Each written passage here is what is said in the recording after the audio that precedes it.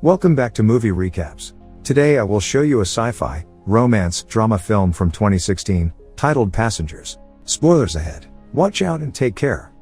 The interstellar spaceship Avalon can be seen traveling through space, headed to a colonized world called Homestead 2. All of its quarters are empty, the vessel is on autopilot. The 258 crew members as well as the 5,000 passengers are in hibernation. Suddenly, the ship passes through an asteroid belt that's weakening its shields.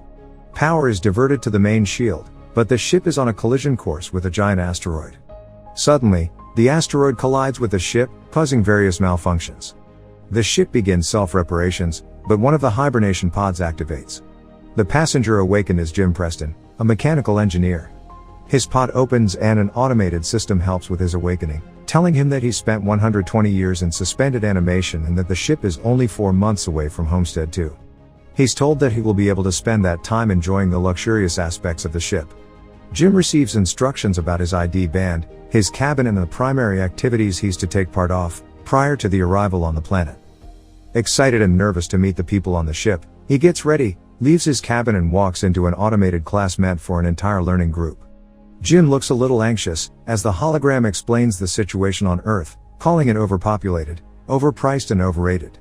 It tells him to hold his questions to the end of the lesson, but Jim keeps asking why he's the only one there. He realizes that the hologram can't answer him and goes to search for other people. He gets to the main concourse of the ship. No one is there either, but an automated informational desk offers to help.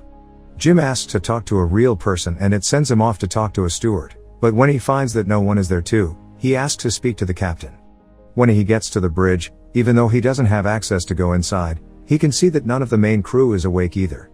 Jim eventually goes to the observatory, where he finds out that the ship is actually 90 years away from Homestead 2. He realizes that he woke up too soon, so he rushes back to the concourse and sends a message back to Earth asking what he should do, because he doesn't know how to get back into hibernation.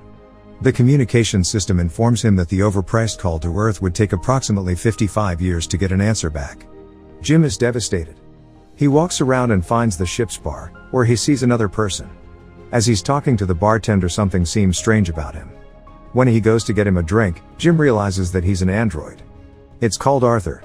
Jim wants to find out more information from him, but he can't even explain to the android how it's possible for him to be there ahead of time. Jim wakes up in his cabin the next day and goes to the cantina, where he quickly realizes that most of the things on the menu are reserved for gold-class passengers only. He gets his plain coffee and tries to figure out how to fix his hibernation chamber.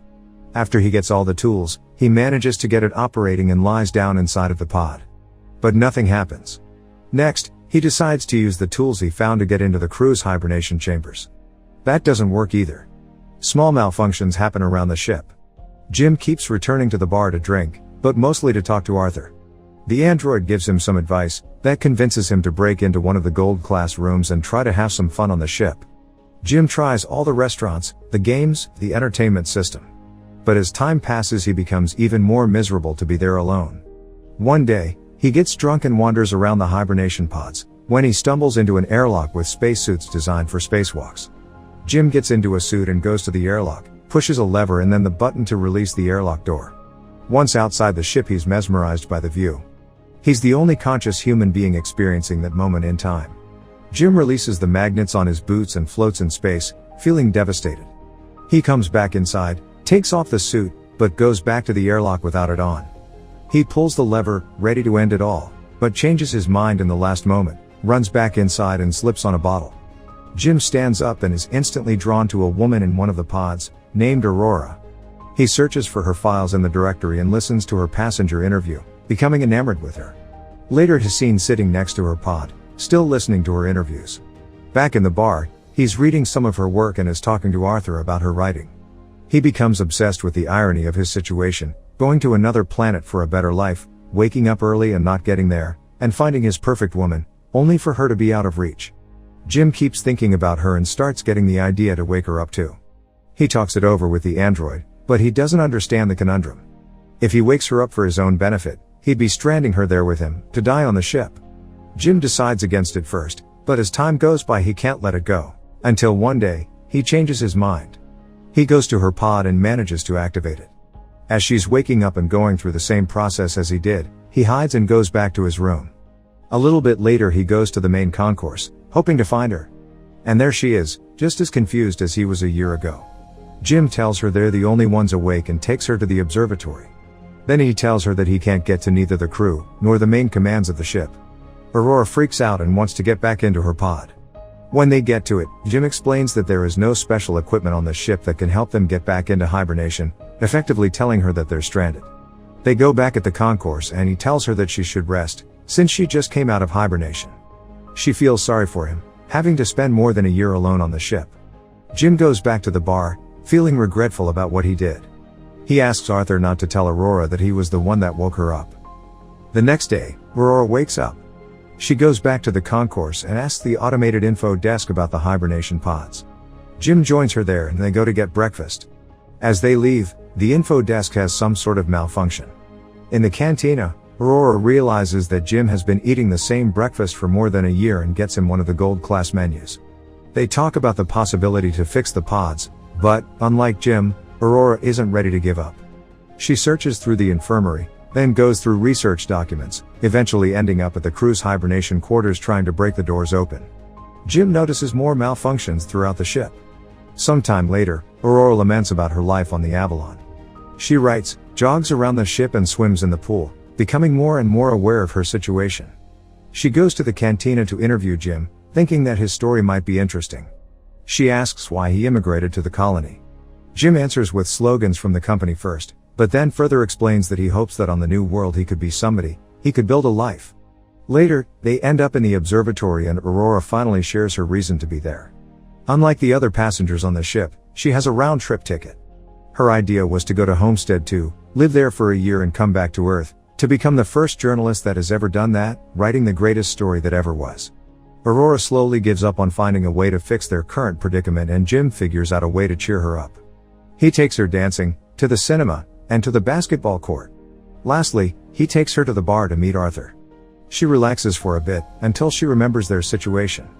Jim is left alone with the android, feeling awful about what he's done to her. The next moment he's seen tinkering with something and in the other Aurora walks into the observatory to find a miniature of the Chrysler building he made for her. Sometime later, they go on a date at the bar. They have dinner and share stories about their lives. She tells him that her father died when she was a teenager. After the dinner, Jim takes Aurora to the airlock and they get into the spacesuits. They go out for a spacewalk together. Jim finally has someone to share that magnificent experience with. Jim switches off the magnets on their boots and they float together in space. They come back inside and immediately kiss, retreat to his cabin and sleep together. Soon after, they start living like a couple. Aurora moves into his cabin and writes about her life on the ship. They jog together, eat together, sleep together. Jim explores the ship further and finds the hydroponics bay. He brings Aurora flowers. One day the ship passes by a red giant and they go to the observatory to see it. It's Aurora's birthday, so later that night they celebrate it in one of the many restaurants on the ship and then the bar. Jim goes to the washroom and prepares the ring he made for Aurora, while she stays in the bar chatting with Arthur. The android tells Aurora that Jim woke her up intentionally, unaware that he was still to keep that a secret. Suddenly, Jim comes back and she confronts him in absolute disbelief. She runs away furious and panicked. Jim comes back to his cabin to find all her things gone. He runs into her in the cantina the next day, but the moment he speaks, she runs away. Aurora is desperate. One night she goes over to Jim's cabin, punching and kicking him, wanting to kill him. Talking to her over the comm because she keeps avoiding him, Jim tries to apologize and explain his actions to her. He tells her he fell in love with her, but Aurora doesn't care. She can't forgive him for taking her life. One night, as Jim is in his cabin, another malfunction happens. The ship faces a critical error and the main command shuts down. Later, he walks into the elevator and it malfunctions. Aurora walks into the main concourse and sees that Jim has planted a tree there. Then, she goes to the cantina, where the food dispensary is also malfunctioning. Suddenly, both of them hear the voice of the deck chief over the comms, asking who planted the tree. They both run into the concourse and see Gus Mancuso standing in front of Jim's tree. They introduce themselves and tell the chief about the situation. He doesn't understand how 3 pods could fail. Mancuso takes them to the bridge and he discovers that there is something wrong with the ship, but the information on the systems has to be checked manually. When they leave the bridge, a robot almost falls on their heads and the two of them tell Mancuso that malfunctions have been happening all over the ship more frequently. He says that shouldn't happen, as he shows them how to collect the data. Mancuso checks on the pods, when Jim joins him there. He's figured out what happened with Aurora's pod. The deck chief finds what Jim did to be terrible. Later, he's at the bridge checking the collected data, when Aurora joins him. They talk about what happened with her pod, but he tells her that he can't do anything about it. Jim walks in with the 16th broken robot. Mancuso feels the hibernation sickness, so he goes to rest, but as he walks out, he coughs out blood. That night, Aurora can't sleep, so she goes for a swim. Suddenly there's gravity loss throughout the ship and she starts drowning as the water from the pool moves with her. The gravity drive resets and she barely makes it out alive. They both run into each other going to find Mancuso. The three of them are back at the bridge, slowly discovering what has been going on with the ship. Mancuso figures out that something happened 2 years ago, taking out a major system. They need to find and fix what has caused the failure, because the entire ship is trying to pick up the slack. If they don't fix it, the entire vessel will be stranded. They go to find the problem, but Mancuso faints, so Jim and Aurora take him to the infirmary. He's dying and there are no treatments that can stop it or prolong the time he has left. Sometime later, the three of them meet in the observatory and Mancuso gives Jim his ID bracelet, tells them to fix the ship and immediately perishes. Suddenly, the lights change to an alarming red and the ship starts shaking. Jim tells Aurora that he needs her help, and they run toward engineering, but there's another failure in the gravity drive. And immediately another one that afflicts Arthur as well. Jim deactivates him. They finally arrive in engineering and start looking for the problem. They find it in the power plant and as they open the hatch, Aurora gets sucked in. The asteroid has caused a breach in the hull in that area. Jim gets sucked in too, but he holds on to the hatch, as it keeps closing on him. Eventually he gets sucked in too, but they quickly manage to seal the breach. Instantly after fixing that problem, Jim realizes that there is more than one breach in the hull. The two of them follow the trajectory of the meteor and find that it has hit the reactor control computer. Jim thinks he can find replacement parts for it.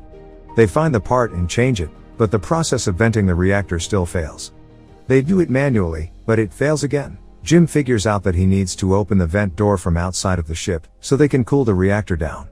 Both of them go to the airlock and as he's getting ready to go out, he gives Aurora Mancuso's bracelet, because he might not come back. She helps him with the suit and as he walks into the airlock she tells him to come back because she can't live on the ship without him. Aurora goes back to the reactor, where the temperature has hit critical heights. A bolt from the reactor propels into her arm, as Jim is getting closer to the vent from the outside and sees the door. The temperature rises in the reactor room, while he is trying to bypass the vent door to open it. He soon realizes that he'll have to manually hold the door open so the reactor can vent and he tells Aurora. She doesn't like the plan, but he goes ahead with it and tells her to vent the reactor. She doesn't want him to die and they argue, but he tells her that they have to save the other people and she vents the reactor. The process is successful, but the fumes from the reactor push Jim away and break his tether. The pressure in his suit is dropping too. He tells Aurora what happened and she moves as fast as she can to get to another suit and bring him in. He apologizes to her again. She puts on a suit and flies out to get him, but her tether is too short. She's pulled back, but suddenly grabs onto his tether and manages to pull him in. Aurora drags Jim into the infirmary, only to find out that he's already dead. She uses Mancuso's bracelet to override the medical protocols and to resuscitate him. The medical pod does the work automatically and revives Jim. Aurora forgives him. Later, Aurora fixes Arthur and they give Mancuso a proper space burial. Jim takes her to the infirmary and tells her that he's found a way to use the medical pod as a hibernation one. He tells her to get inside the pod and ride out the rest of the journey in there. But, as is later revealed, she declines and decides to stay with him, awake on the ship. Jim finally proposes to her and they live out their lives on the ship. 88 years later, the Avalon arrives on Homestead too. The crew wakes up and finds the ship in a very unexpected state. Aurora leaves them a message, retelling the story of the life her and Jim had on the ship while the rest were sleeping. Make sure to subscribe and turn on notifications so you can watch more videos like this. Thanks for watching.